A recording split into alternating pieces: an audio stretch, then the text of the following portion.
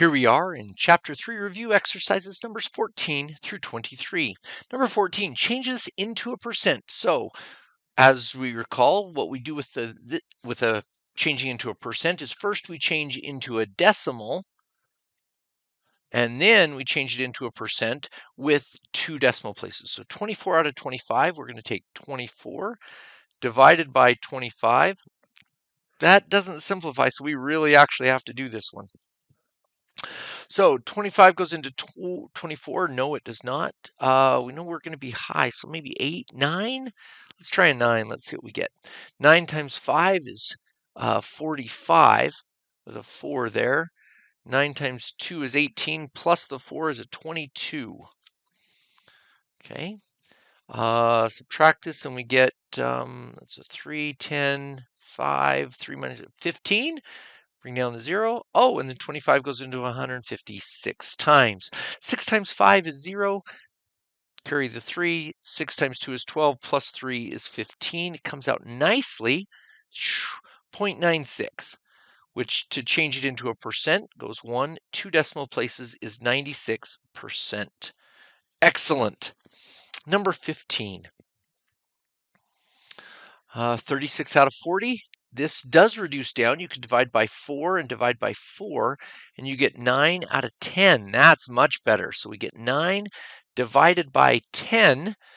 10 goes into 9. Nope. 10 goes into 90. Yep, exactly 9 times.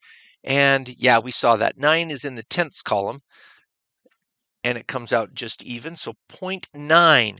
Now, to change it into a percent, you have to go 1, 2 places. So this is 90%. Maybe you could have seen that there at 9 out of 10, 90%. That's exactly right. All right, number 16, 17 out of 50. There's no reducing here, so this is just 17. We got to divide it by the 50. Note, we can move the decimal and move the decimal. So we get 5 goes into 1.7. Add a couple zeros for that one. 5 goes into 1. It does not. 5 goes into 17 3 times. 3 times 5 is 15. Subtract. Oh, that was a big subtract sign. 17 minus 15 is 2. Bring down the 0. 5 goes into 20 4 times. Oh, good. That'll come out nice. Didn't go on forever. That's 0.34 as the decimal, which changing into a percent is 2 decimal places over, 34%. Great. Number 17. This one we're going to go backwards. We're going to change a decimal into a fraction. So we look and see that that 7 ended up in the tenths place, so we're 7 tenths. And simplify if we can, but that guy won't go anywhere. Number 18. 2.37. So that's ending up in the hundredths position. So that's 237 hundredths. Or we could have written it as 2 and 37 hundredths. Either one of those would be just fine. Number 19, 13%. Oh, this is a percent, which means we need to first take it into a decimal. So that is 1, 2, so it's 0.13. So now we know that 13 is in the hundredths position, so it's 13 hundredths.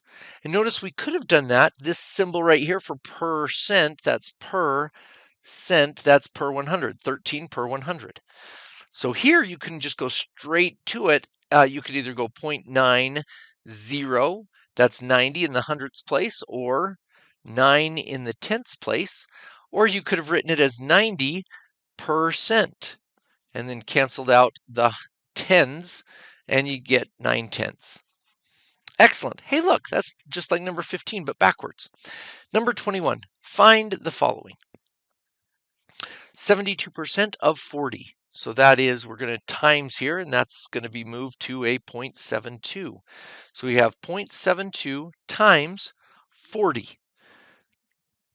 The 0 will just pop down. 4 times 2 is 8. 4 times 7 is 28. And there's 1, 2 digits behind the decimal place. So 28.8 is going to be the answer on that one. Good. Number 22. 40% of 76. So move the decimal place 2 places. That's 0.4 times 76. Let's write that down. 0.4, and it did. It went 1, 2. So 0.4 is the same as 40%. 4 times 6 is 24. Carry the 2. 4 times 7 is 28. Plus 2 is 30. And we have one decimal place, or one digit behind the decimal place. That's 30.4. And the last one, number 23. 35%, that's 0.35, moving the decimal 2 places, of 365, that's a times. So let's write that out, 365 times 0.35. 5 times 5 is 25. Carry the 2, 5 times 6 is 30, plus 2 is 32. Carry the 3, 5 times 3 is 15, plus 3 is 18. Okay, second row here, second column in. Put a 0 there. 3 times 5 is 15. Carry a 1. That's a 1 now. 3 times 6 is 18. Plus that 1 is a 19. Carry the 1 again. 3 times 3 is 9. Plus that 1 is a 10.